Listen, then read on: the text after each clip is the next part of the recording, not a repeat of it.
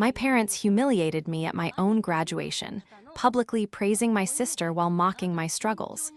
They had no idea I was the anonymous benefactor keeping them out of bankruptcy.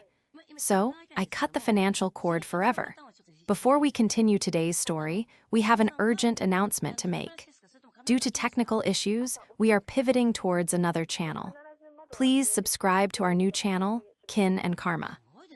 You can find the link in the video description, the pinned comment, and the collaboration tag on this video. Make sure to switch over now so you don't miss out. Thank you for your support. Now back to the story. My head was pounding with a rhythmic, sickening thud that matched the bass of the rented speakers in my parents' backyard. I stood near the edge of the patio, gripping a plastic cup of lukewarm sparkling cider so tightly that the sides were beginning to crack under the pressure of my fingers. I was running on perhaps 3 hours of sleep, a dangerous deficit that had become my normal over the last 4 years. Between working 80-hour weeks as a corporate restructuring consultant and quietly clawing my way through my advanced degree at night, my body felt like a fragile shell held together by caffeine and sheer, stubborn willpower. Today was supposed to be the finish line. Today was my graduation party. Or, at least, the banner hanging limply between the 2 oak trees said, "Congratulations." It didn't specify a name. I should have known then. I should have seen the warning signs in the cheap paper plates, and the fact that my mother, Linda, had refused to let me invite any of my own colleagues from the firm. Attention! Attention, everyone! Gather around. My father, Robert, tapped a silver spoon against his crystal champagne flute. The sharp, piercing rings cut through the chatter of our extended family and neighbors. He stood at the head of the patio, his face flushed with the kind of jovial pride I had spent my entire life trying to earn. Beside him stood my younger sister, Ruby. Ruby, at 24, was a vision of relaxed elegance. She had a fresh blowout, a designer sundress that I knew for a fact cost more than my first car, and a serene, unbothered smile that only comes from a life completely devoid of real hardship. "I want to make a toast," my father boomed, his voice echoing across the manicured lawn, a lawn that, unbeknownst to him, I had literally paid to keep from going into foreclosure. I took a shaky breath, trying to steady my trembling legs. Here it comes, I thought. Just a simple "good job, Anna." That's all I need. "We are all here today to celebrate a momentous occasion," my father continued, placing a heavy, affectionate hand on Ruby's shoulder. "As you know, our family has always valued hard work. We have always valued ambition. And today, we are incredibly proud to announce that our youngest, Ruby, has officially accepted a position as a junior social media coordinator at a major downtown agency." The crowd erupted into applause. My stomach plummeted, twisting into a tight, agonizing knot. A wave of nausea washed over me, so intense I had to lean against the wooden railing of the deck to stay upright. "Let's celebrate the real success," my father declared, raising his glass high into the afternoon sun. "Your sister's new job." I stared at him, my vision blurring at the edges. The real success. I had just graduated at the top of my class with a master's degree while working a grueling corporate job. I had sacrificed my 20s, my health, and my peace of mind. But to them, Ruby's entry-level job, a job my aunt had practically begged a friend to give her, was the only triumph worth mentioning. I looked at my mother. Linda stood on the other side of Ruby, beaming with radiant joy. She caught my eye for a fraction of a second, and I waited for her to step in, to mention the degree, to say anything about the actual reason this party was supposedly planned. Instead, she just nodded in fierce agreement with my father, raising her own glass to Ruby. And then I heard it. A low, raspy whisper from just a few feet away. It was Aunt Bella, leaning into the ear of a neighbor. "At least she earned it," Bella hissed, her eyes darting maliciously in my direction. "Anna's just been dragging her feet in school forever. It's embarrassing, really." I stopped breathing. The music, the laughter, the clinking glasses, it all faded into a dull, underwater hum. My chest tightened painfully, restricting the air from my lungs. I had given them everything. I had hollowed myself out to keep this family afloat, and they were standing there, completely oblivious, celebrating my sister while treating me like a pathetic failure. The betrayal was worse than the diagnosis itself. The applause slowly died down, replaced by the excited hum of congratulations directed entirely at Ruby. Relatives surged forward to hug her, their voices overlapping in a chaotic symphony of praise. I remained frozen against the deck railing, my plastic cup now completely crushed in my hand, the lukewarm cider dripping sticky and sweet over my knuckles. No one looked at me. No one approached me. I was a ghost at my own supposed celebration. The physical toll of the last 4 years suddenly crashed down on me with unbearable weight. My vision swam with dark spots, and a cold sweat broke out across my forehead. I needed to get away from the noise, away from the blinding sun, and away from the sight of my father proudly patting Ruby's back.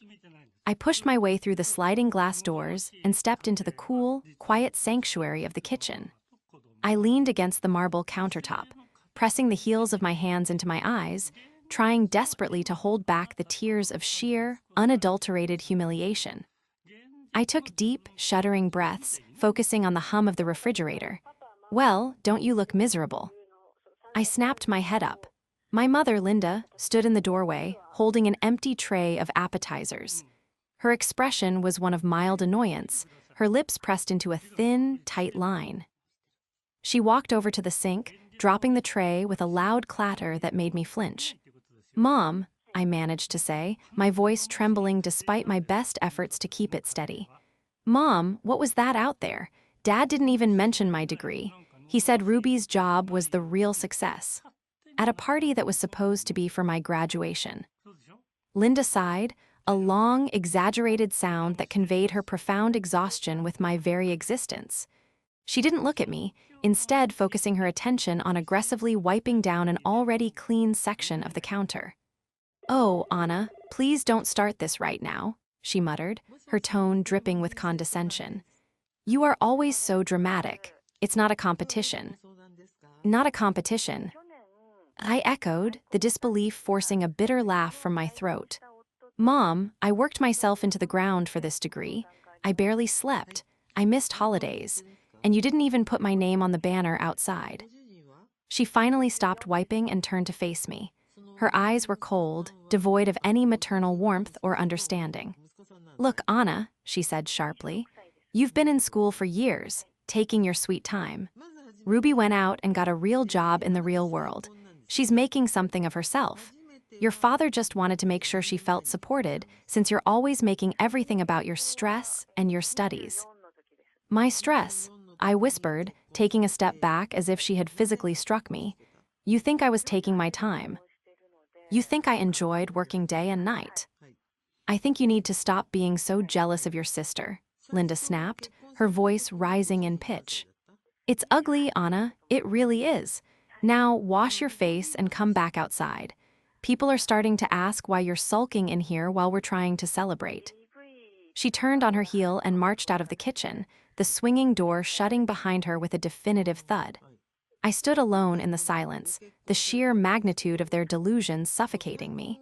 They genuinely believed I was a lazy, jealous failure. They looked at my exhaustion and saw incompetence.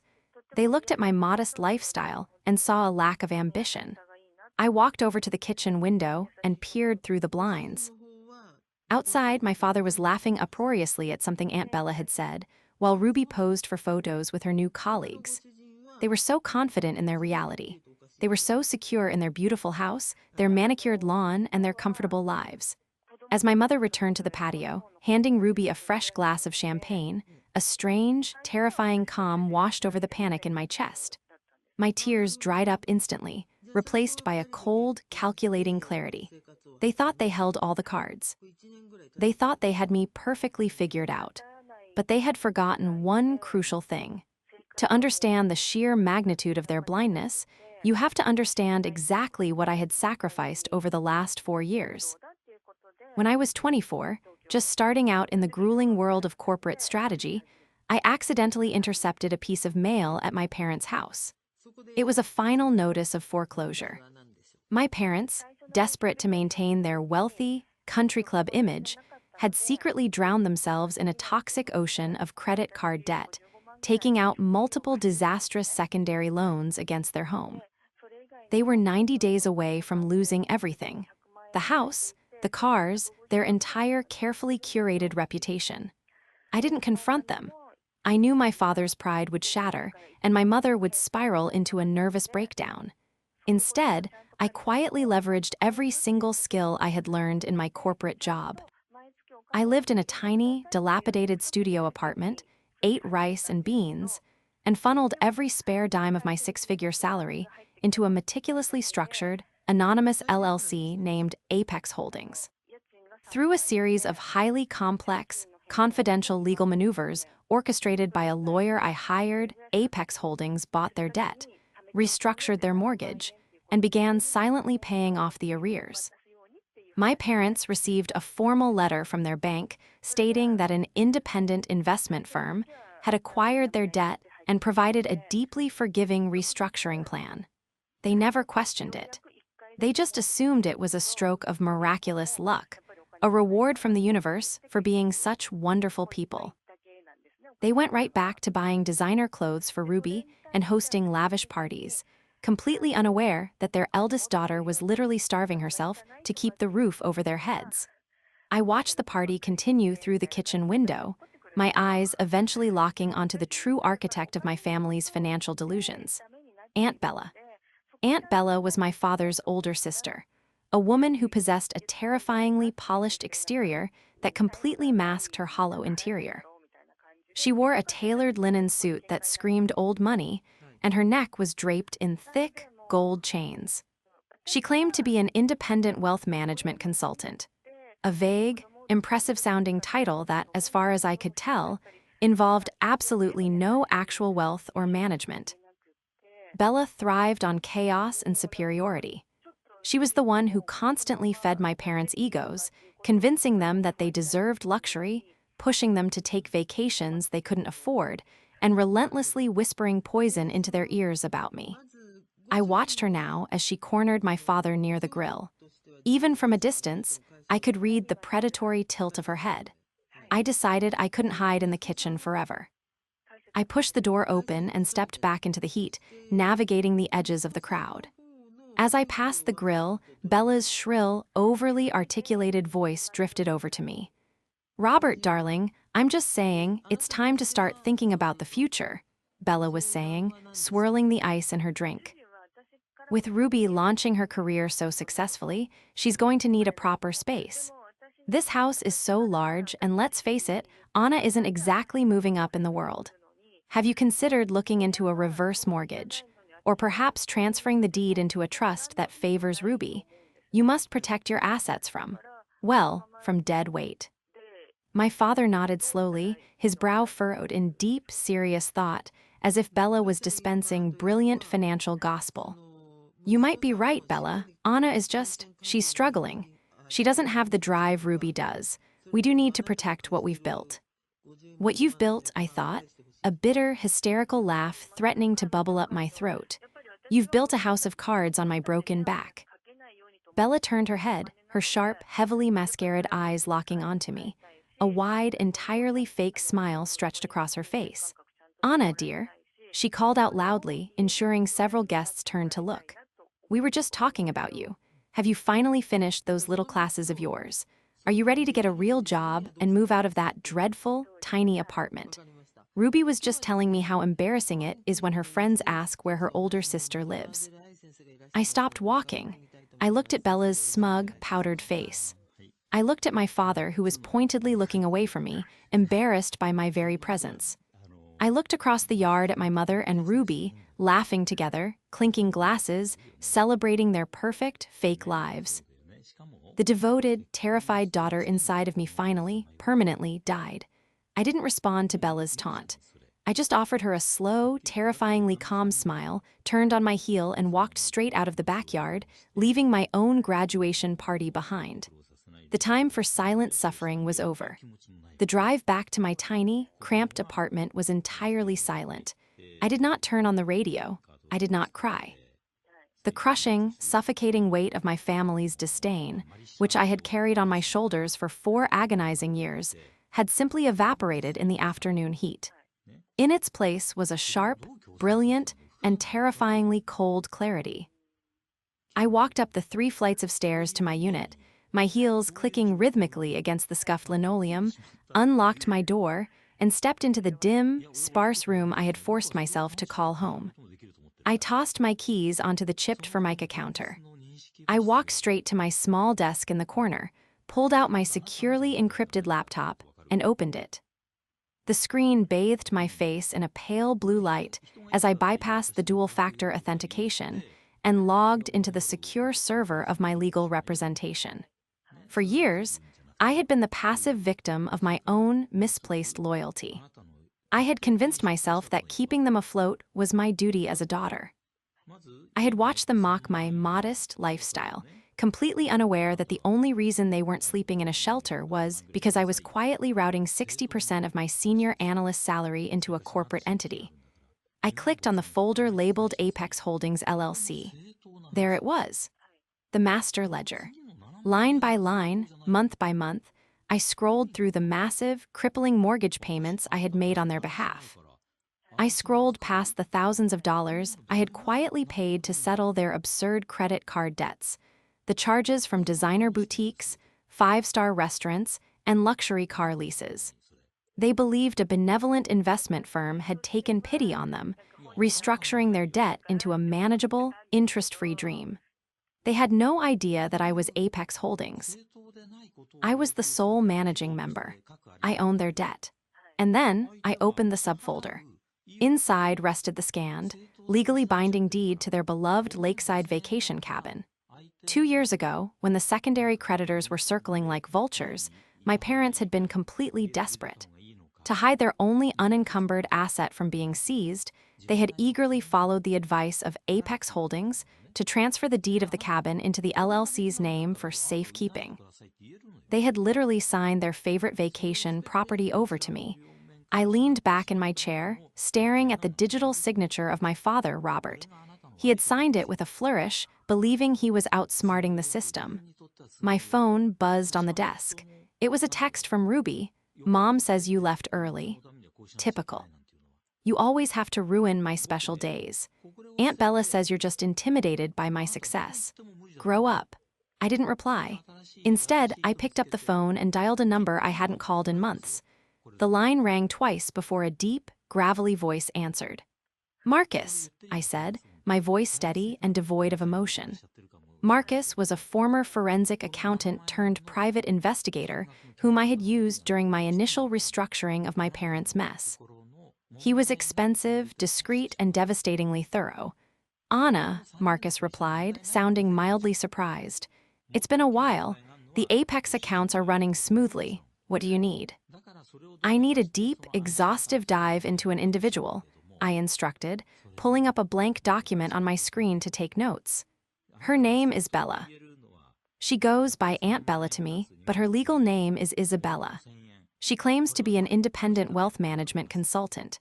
She operates locally, mostly catering to older, country club demographics. I want to know everything. I want her licensing history, her credit score, her actual net worth, and any civil or criminal litigation she's been involved in over the last 2 decades." Marcus paused, the sound of a keyboard clacking softly in the background. "You think she's a problem. She is actively trying to convince my father to take out a reverse mortgage and transfer the equity of his primary residence into a trust," I explained, my grip tightening on the phone.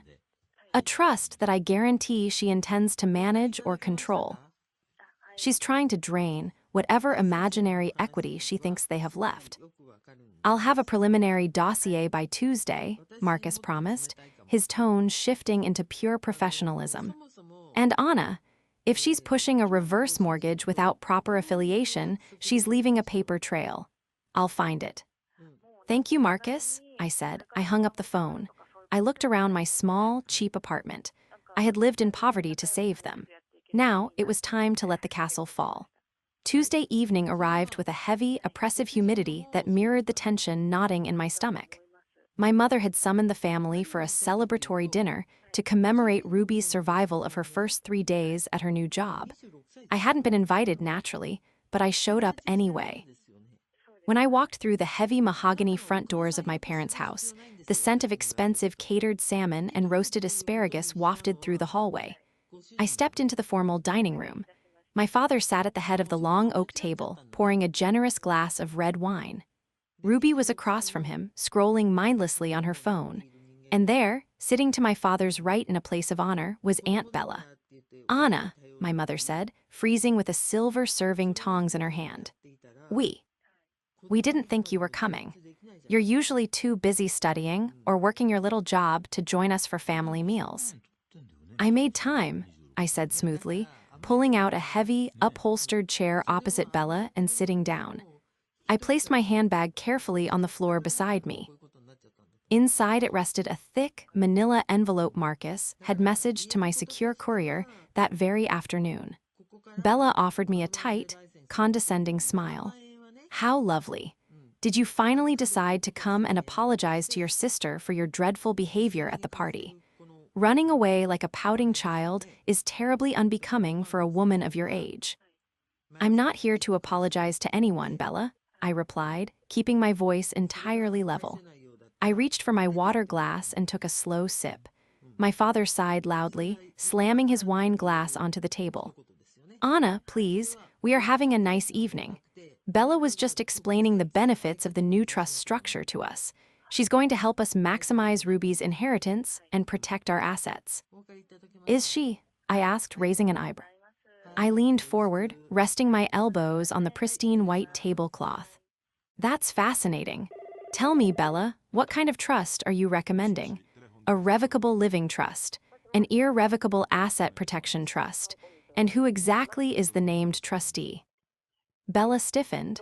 Her heavily powdered face seemed to crack ever so slightly under the bright chandelier light. "That is highly confidential financial strategy, Anna. It is far too complex for you to understand, and quite frankly, it is none of your business. I am dealing directly with Robert." "It's my family's home, so I consider it my business," I countered. I didn't raise my voice. I didn't blink. I just stared directly into her defensive, shifting eyes. "But I am curious about one small detail. Since you are providing such high-level, complex financial advice, I decided to look you up in the Financial Industry Regulatory Authority database, the FINRA broker check system." The dining room went completely silent. Ruby finally looked up from her phone, her brow furrowed in confusion. My mother lowered the serving tongs. "I couldn't find you, Bella," I continued, my voice echoing slightly in the quiet room. "I searched for your name. I searched for your supposed consulting firm.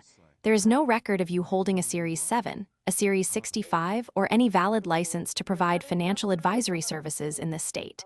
So I have to ask, how exactly are you operating?" Bella's face flushed a deep, ugly shade of crimson. She slammed her hand flat against the table, rattling the silverware. "How dare you?" she shrieked, her carefully cultivated accent slipping into something sharp and frantic. "I operate as an independent, private consultant. I deal exclusively with ultra-high net worth individuals through private networks. We do not require government oversight or public databases. I rely on discretion, something you clearly know nothing about." "Private networks," I repeated, allowing a small, cold smile to touch my lips. "Is that what you call it?" "Robert, are you going to let her speak to me this way?" Bella demanded, turning to my father with wide, theatrical eyes. "In your own home, after everything I am trying to do for this family." My father stood up, his face purple with outrage. "Anna, that is enough. You come into this house, uninvited, and immediately start interrogating your aunt. She is a respected professional. You are way out of line. Apologize immediately or leave." "I won't apologize for asking a basic question, Dad," I said calmly, "but I will leave." I stood up, grabbing my handbag from the floor. I looked at Bella, whose chest was heaving with manufactured indignation. "Just make sure you read the fine print before you sign anything, Dad," I said quietly. "If you even have the equity left to sign away." I walked out of the dining room, leaving a heavy, poisoned silence in my wake. The first crack in Bella's armor had been made. Now, it was time to tear the whole suit off. The next 3 days were a masterclass in frantic manipulation. My phone blew up with furious texts from my mother, demanding I beg Bella for forgiveness. Ruby left a voicemail accusing me of being obsessively jealous and trying to ruin her financial future. According to my family, Bella was so deeply offended by my unhinged accusations that she was threatening to withdraw her valuable services entirely, leaving them financially vulnerable. They were panicking, clinging tighter to the very woman who was trying to sink them. Meanwhile, I sat in my apartment, meticulously reviewing the massive physical file Marcus had delivered. The extent of Bella's deception was staggering. It wasn't just that she lacked a license. She was an active, predatory fraud. The documents detailed a history of absolute financial ruin. Isabella had filed for Chapter 7 bankruptcy twice in the last 15 years. Her credit score was practically non-existent. But the most damning piece of evidence was a civil court judgment from 3 years ago. Bella had convinced an elderly, widowed neighbor to grant her power of attorney under the guise of wealth management. Within 6 months, Bella had drained the woman's savings to fund her own country club lifestyle. The family had sued, won a judgment of over $200,000, but Bella had hidden her assets so thoroughly they had never collected a dime. She was broke, desperate, and trying to execute the exact same con on my gullible, image-obsessed parents. On Thursday evening, a sharp, aggressive knock rattled my apartment door. I looked through the peephole. It was my father and my mother. I unlocked the deadbolt and swung the door open. My mother stepped inside, her nose immediately wrinkling in disgust as she took in the worn carpeting and the thrift store furniture. She looked at me with a mixture of pity and intense irritation.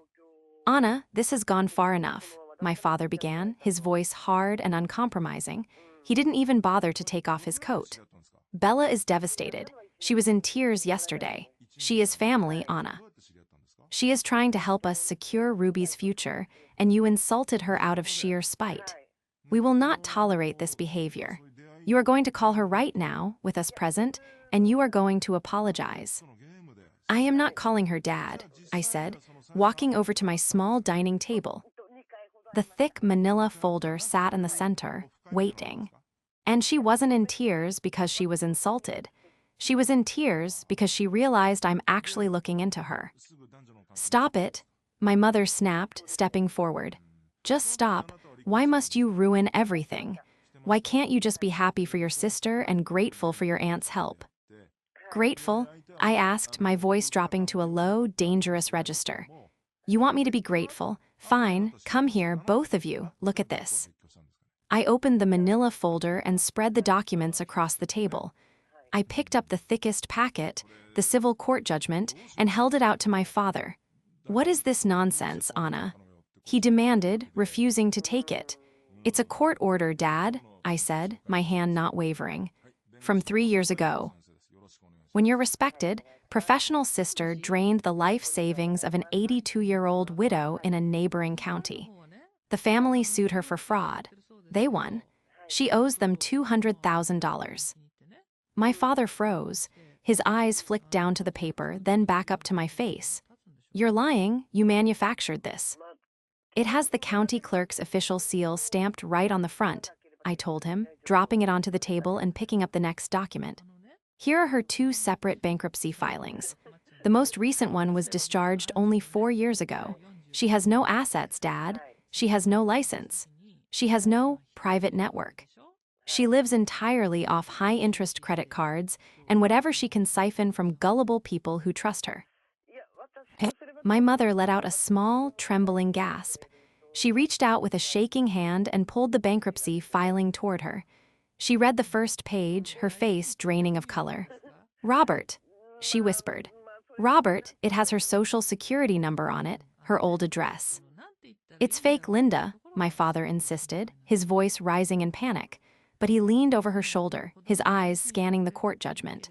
I watched the absolute certainty in his posture begin to crack and splinter.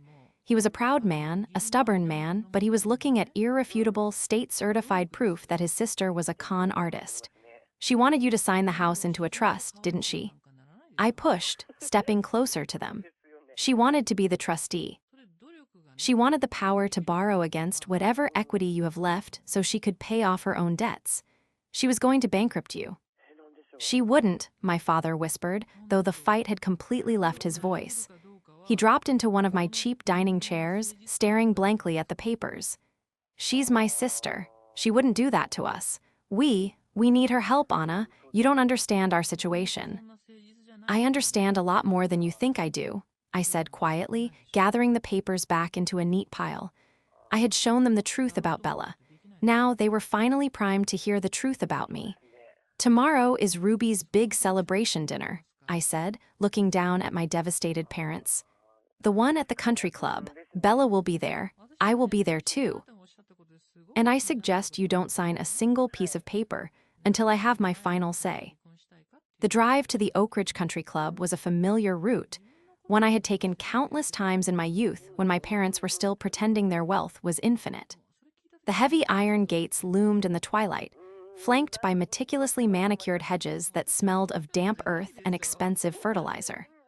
I handed my keys to the valet, a young man who looked entirely too exhausted for his age, and walked up the grand, sweeping stone steps.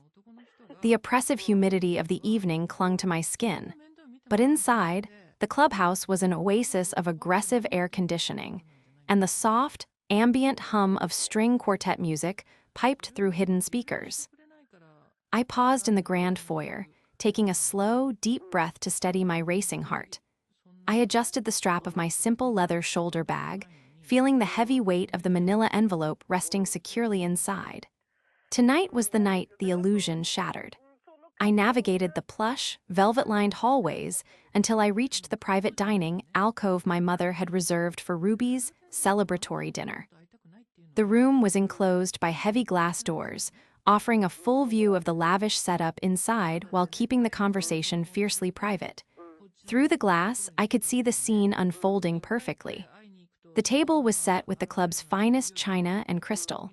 My father, Robert, sat at the head of the table, looking incredibly tense, his hands folded tightly in front of him. My mother, Linda, was fidgeting with her linen napkin, her eyes darting nervously around the room. Ruby was, as usual, taking selfies in the flattering, dim lighting. And then there was Aunt Bella. She sat directly to my father's right, practically vibrating with predatory excitement. Spread out on the table in front of them were several thick, legally bound documents, flagged with brightly colored sticky notes. Bella was holding a heavy gold pen, gesturing animatedly toward my father, her mouth moving in a rapid, persuasive rhythm. She was going in for the kill. I pushed open the heavy glass doors. The soft click of the latch was immediately drowned out by Bella's sharp voice. And once your signature is on this final page, Robert, the transfer is complete. The trust will be officially established, shielding your primary residence from any unforeseen liabilities and granting me the executive authority to manage the equity for Ruby's future. It is the absolute smartest, safest maneuver you can make in this economic climate. He isn't signing anything, Bella, I announced. My voice wasn't loud, but it cut through the room like a physical blade. All four heads snapped in my direction. My father's face immediately drained of whatever remaining color it had, a profound look of guilt and terror washing over his features. He remembered the documents I had shown him the night before. Bella's head swiveled toward me, her heavily powdered face contorting into a mask of pure, unadulterated fury. The gold pen slipped from her grasp, clattering loudly against a crystal water goblet. Anna, Bella hissed, standing up so abruptly her heavy oak chair scraped violently against the hardwood floor. How did you get in here? This is a private dining reservation. You are not welcome here. Robert, have the staff remove her immediately. My father didn't move. He just stared at the trust documents on the table, his breathing shallow and rapid. I don't need an invitation to stop my family from walking into financial ruin, I said, stepping fully into the room and letting the glass doors swing shut behind me. I walked slowly, deliberately toward the table. Every eye in the room was fixed on me. The ambient music from the hallway seemed miles away. Financial ruin. Bella mocked, letting out a shrill, hysterical laugh. She looked at my mother and Ruby, trying to rally her audience. Listen to her. The girl who lives in a glorified closet and can barely afford her own groceries is trying to give us financial advice. Linda, do you see how unhinged she has become? She is trying to sabotage Ruby's future because she has absolutely nothing going for her own. Mom, Dad, tell her to leave, Ruby whined, finally putting her phone down, her face twisting into a petulant scowl. She's ruining my dinner. She's always ruining everything. Ruby, be quiet, my father suddenly snapped. His voice was thick and raspy, completely devoid of its usual booming authority. Ruby recoiled in shock, her mouth falling open. My father had never, not once in her entire life, spoken to her with that tone. He slowly looked up at me. Anna, the things you showed us yesterday, are you absolutely certain? What things? Bella demanded, her voice dropping an octave as a flicker of genuine panic finally pierced through her arrogant facade. She looked from my father to me, her eyes narrowing into dangerous, calculating slits. What lies have you been feeding them, you jealous, vindictive little girl? I reached into my bag and pulled out the thick manila envelope. I didn't hand it to my father this time. Instead, I walked right up to Bella's side of the table and slammed the entire stack of documents down right on top of her pristine, perfectly flagged trust papers.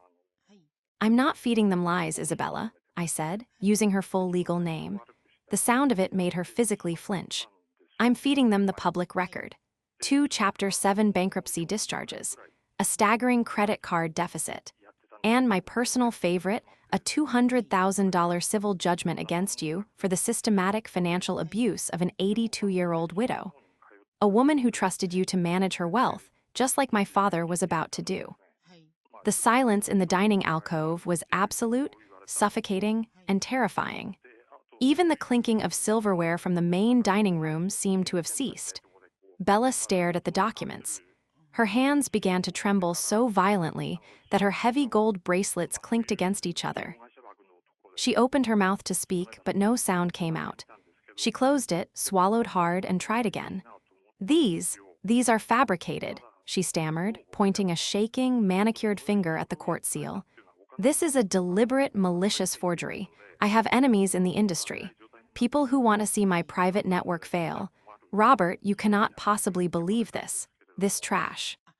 It's not trash, Bella, my father whispered, his voice cracking. He reached out and touched the seal on the civil judgment. I called the county clerk's office this morning. I gave them the docket number. They verified everything. Every single word Anna told me yesterday is true. You have nothing. You are nothing but a thief. Bella's face turned a mottled, terrifying shade of purple. The polished, aristocratic consultant vanished entirely, replaced by a desperate, cornered animal. She slammed both hands onto the table, leaning aggressively toward my father. You ungrateful fool. She screamed, spit flying from her lips. I was trying to save you. Look at you, Robert. Look at this charade you are putting on. You sit here in this country club, pretending you are royalty while you are drowning. You are utterly bankrupt. If it wasn't for that anonymous investment firm taking pity on you, you would be living in your car. My mother gasped, covering her mouth with both hands, tears welling up in her eyes. Ruby looked wildly back and forth between her parents and Bella, completely lost. And what were you going to do, Bella? I interrupted, my voice remaining deadly calm despite the adrenaline surging through my veins. Were you going to use this trust to take out a high-interest loan against the last remaining equity in their house? Were you going to use it to pay off the civil judgment so you wouldn't face criminal charges? Or were you just going to bleed them dry and disappear? Bella spun on me, her eyes wild with a terrifying, unhinged hatred. You know nothing, you arrogant, pathetic little girl. I am family. I was helping them. Who else was going to help them? You, with your pathetic little salary, you couldn't even afford a proper dress for your own graduation party. They are alive right now because of Apex Holdings. They are surviving because of a miracle they didn't even earn. You have contributed absolutely nothing. I stared at her. I let her words echo around the room, letting the sheer venom of her insults sink into my parents' ears. I watched my mother openly weeping, finally seeing her sister-in-law for the monster she truly was. Then, I reached back into my leather bag. You're right about one thing, Bella, I said softly, the quiet volume of my voice forcing everyone in the room to lean in to hear me. They are surviving because of Apex Holdings. I pulled out a second, smaller folder. This one was bound in dark blue leather. I placed it gently on the table, right next to Bella's fraudulent trust documents. I opened the cover. Inside was a single, legally certified sheet of paper. The corporate registration of Apex Holdings, LLC. What is that? My father asked, his voice trembling so badly he could barely form the words. He stared at the blue folder as if it were a bomb about to detonate. I looked him directly in the eyes. The anger was gone, replaced by a profound, exhaustion-laced sorrow. Dad, I said quietly, look at the managing member's signature. Look at the sole proprietor. My father slowly stood up. His knees buckled slightly, but he caught himself on the edge of the table.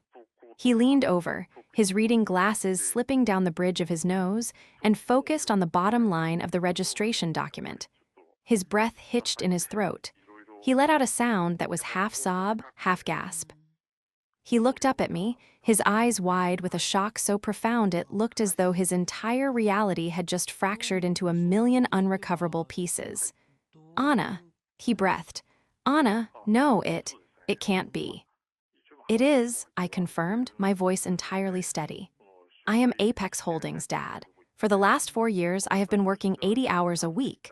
I lived in that tiny apartment. I ate rice and beans. I took an extra year to finish my degree. I funneled 60% of my senior analyst salary into that LLC, hired a discreet financial planner, and bought your debt. Every single month, when you thought a benevolent bank was saving you, it was me paying your mortgage. It was me paying off the credit cards you used to buy Ruby's designer clothes. It was me. My mother let out a loud, piercing wail, burying her face in her hands, her shoulders shaking violently with the force of her sobs.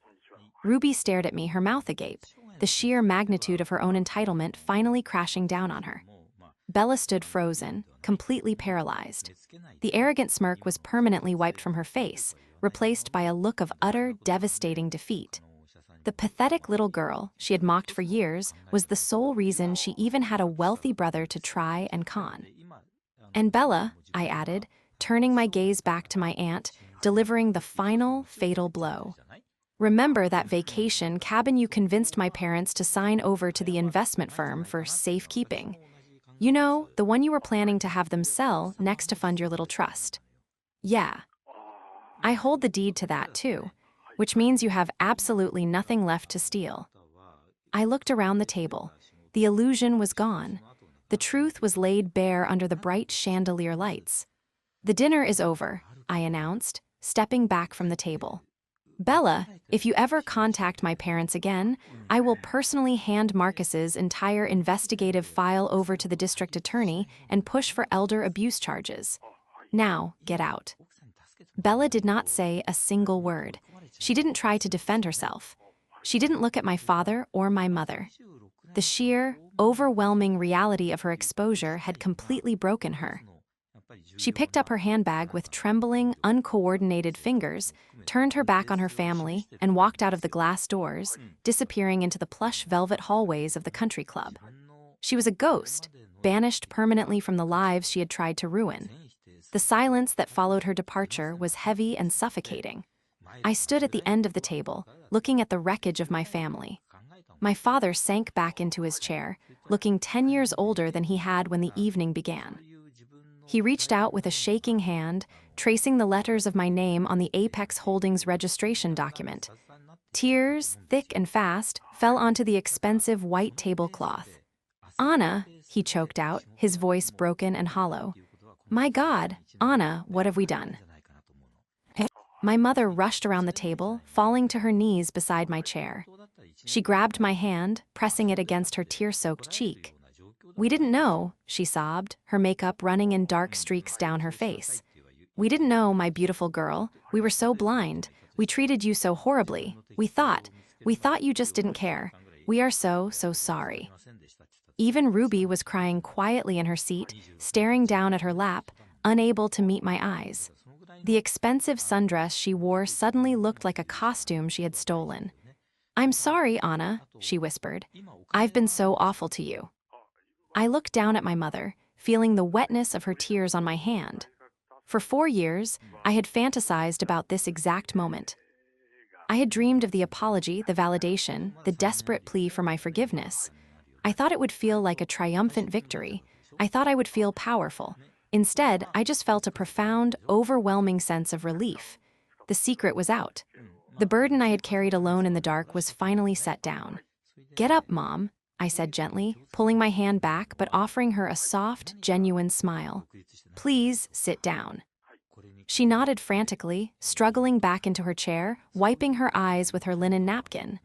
My father looked up at me, his eyes pleading for a mercy he knew he didn't deserve. I'm not going to cut you off completely, I told them, my voice steady and clear. I'm not going to let you lose the house, but things are going to change. Drastically. The free ride is over. I sat down in the chair Bella had just vacated, pulling a fresh folder from my bag. It was a strict, unyielding financial plan I had drafted with Marcus the day before. The Apex Holdings payments are stopping, I explained, sliding the documents across the table. I have restructured the debt one final time. The mortgage is now in both of your names again, but the monthly payments are strictly your responsibility. You will need to adhere to a rigid, uncompromising budget. The country club membership is being canceled tomorrow. The luxury car leases will be terminated. If you miss a single payment, the bank will proceed with foreclosure, and I will not step in to save you a second time. My father nodded vigorously, not even looking at the strict terms before agreeing. Yes. Yes, of course, Anna. Anything you say, we will do whatever it takes. We will pay you back every single cent. You don't owe me the money, I said, shaking my head. Consider the last 4 years a gift, a very painful, very expensive gift. But you do owe me your respect. You owe me the acknowledgement of what I sacrificed, and you owe it to yourselves to finally live in reality. I looked at Ruby. And you, I said softly, you have a job now. It's time to start paying rent. Mom and Dad can't afford to subsidize your lifestyle anymore. It's time to grow up. Ruby swallowed hard, fresh tears welling in her eyes, but she nodded slowly. I understand. I will. The rest of the evening was spent in quiet, humbling conversation. We didn't eat the expensive catered food. We just sat together, dismantling the toxic, image-obsessed facade that had nearly destroyed us all. For the first time in my entire life, my parents listened to me not as a subordinate, not as a disappointment, but as the strong, capable woman who had literally saved their lives. The healing process was not immediate. It took months of awkward, painful adjustments. My parents struggled immensely to adapt to their new, modest reality. They complained about clipping coupons and driving used cars, but whenever they started to slip into their old, entitled habits, they would look at me, remember the blue leather folder, and stop themselves. Ruby actually thrived under the new pressure, taking her job seriously when she realized she actually had to pay for her own phone bill. As for Bella, she attempted to flee the state, but Marcus's diligent reporting to the State Financial Regulatory Board and the district attorney ensured she didn't get far. She was arrested 3 months later on multiple charges of fraud and elder abuse, finally facing the definitive consequences of her predatory life. 6 months after the confrontation at the country club, I stood on the balcony of my new, spacious apartment, an apartment I could easily afford now that I was no longer secretly funding a mansion. I held a mug of hot coffee, watching the morning sun rise over the city skyline. My phone buzzed on the patio table. It was a text from my father, just made the final car payment. We are officially on budget this month. Your mother and I are so proud of you, Anna. We love you. I smiled softly, taking a sip of the warm coffee. The air felt lighter. My shoulders, unburdened for the first time in 4 years, finally relaxed. I had survived the betrayal. I had sprung the trap. And in doing so, I hadn't just saved my family's home, I had saved myself. I looked out at the bright, open horizon, knowing that the rest of my life was finally, completely mine.